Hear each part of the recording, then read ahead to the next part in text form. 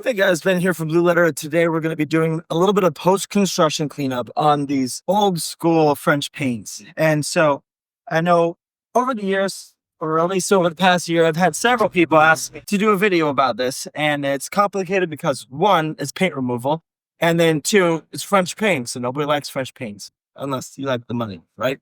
So we're going to start out with letting you know what you got to be careful of. Around the perimeter here, there is what's called the glazing. And the glazing holds each individual pane into place. Now, where I'm at in Texas, these are very rare. I only come across a house like this once every year or two. And it's rare because these are mostly on historic homes. If you're on the East Coast or somewhere that's more of a historic part of town, you might run into more of it. So you got to be ready regardless, because you can run into it one day or another wherever you're at. So you can see here a little bit more closely, the glazing is what goes on the edge here. There's usually a little piece of wood there, and then they put the glazing, it's like a paste, and that paste they're able to shape to the form where it's nice and flat and looks flush and in a straight line. So that's really important, because that glazing is actually what holds the piece of glass in, and then the paint that overlaps the glass ever so slightly is actually what waterproofs everything. So if you remove too much paint from the perimeter here, the water can actually go right through the glass and begin to break down the glazing. Now over here, we're in a place where it's going to be very rare or difficult for any water to get inside.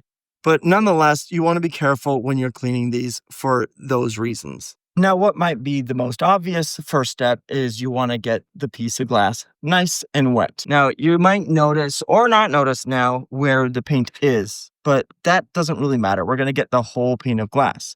You have to be really careful, make sure it's extra soapy with the solution, and you want to use a very nice, clean, new razor blade. I'm using the Unger Ninja today. The 4-inch has a lot of control, so for something smaller like this, I like to have the precision.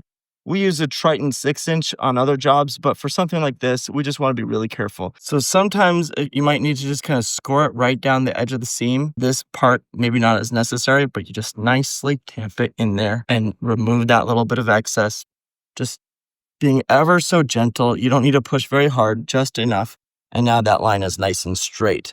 Remember, you're not getting it all perfect. You're not going to remove all the paint from there, but as much as you can. Now I can just go through with a detail cloth. A lot of the times these old windows are already going to be, a little worn, and there will be scratches. So keep an eye out for anything like that so that you don't get blamed for the trouble. But I'm going to wet that one more time. We're on a hot Texas day, so I got to be careful and move quickly. Whenever you're using a razor blade, you want to start at the bottom and work your way up. And that's because any debris that you might be scraping off with the razor blade has the potential to drag across the glass if you happen to pull backward or if it falls down. So you never want to go back over the part that you scraped in a backwards motion. So you want to only push the blade in one direction, then lift, pull back, and overlap slightly, push and lift. And if you're consistent with that, you should be pretty set. Now, again, you want to be really careful not to remove everything from the edge here. That edge is that moisture barrier. I have to stress that because it's something that can cause trouble, and then they're going to have to repaint them in order to seal that glass. Now, generally speaking, you want to do the top panes first and work your way down. Just like any other time you're cleaning windows, you have the issue where water drops will drip down, and so they'll soil your already clean windows. So I'm just going to get this top 6 sections taken care of. Again, starting at the bottom of the individual pane, scraping any excess paint off, being careful not to get rid of anything that's on that edge. Now, with historic homes in particular, a lot of times the homeowners don't know what goes into keeping these maintained. And so it helps if you explain that, especially the smudges of paint around the perimeter, because you don't want them getting upset with you because you still have a line of paint on the edge. Most people would never notice it, but you do run into those people who are very stringent and picky and notice the little details and will complain about it. So if you inform them and educate them, it will go a long way, not just in calming them and helping them be at peace, but also in setting yourself out as the expert of the trade. Everybody has to deal with customers who think they know better. Sometimes they do. So there's a reason they act the way they do. They've had to deal with shoddy tradesmen in the past who rip them off and run away, or who cause disasters and don't clean up the mistake. So don't be one of those guys.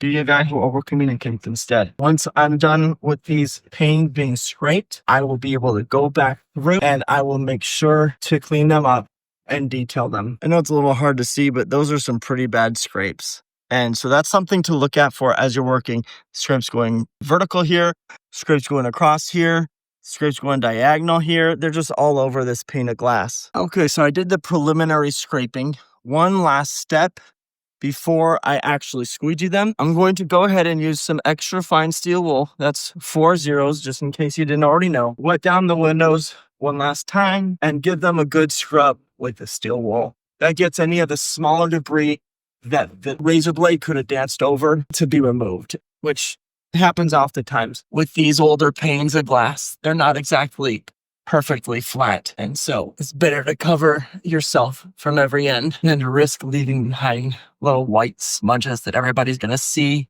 and think that you either didn't clean the window or made it dirty. Another important note, since we're using the steel wool, you can leave little bits of residue that will actually turn to rust stains if you're not careful. So you want to make sure you use a damp microfiber rag or something similar to remove any excess steel wool that could cause issues down the road. Make sure it's nice and clean before you leave. Again, I'm cleaning in the Texas heat, so things are drying pretty quickly.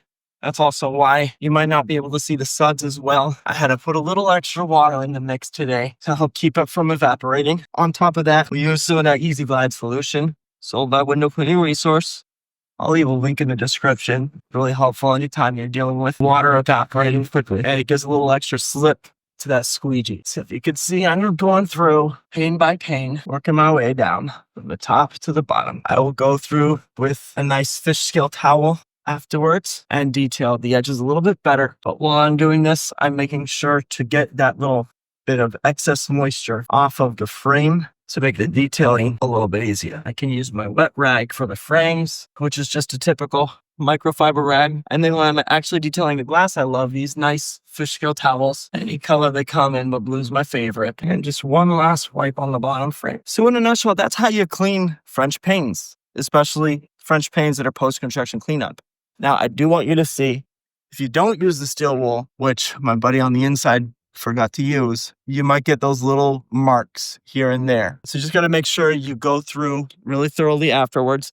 It's very common for little glitches to happen like that while you're cleaning. So just double check everything, go back and make sure if you need to go the extra mile, hit it one more time with a little bit of steel wool, just nice and gentle rub, and you should be good to go. Otherwise, if you have other questions about post-construction paint removal on old French windows, go ahead and comment below. Let me know what your favorite technique or your favorite soap is and your favorite size squeegee. Right now, I'm using my favorite handle. It's the accelerator handle made by Mormon, along with, this is actually a Pulex brass squeegee, 6 inches. So there's two things in particular that we have to make sure we're keeping our eye out when it comes to those scrapes, or two ways to make sure that we know that we didn't cause them anyways.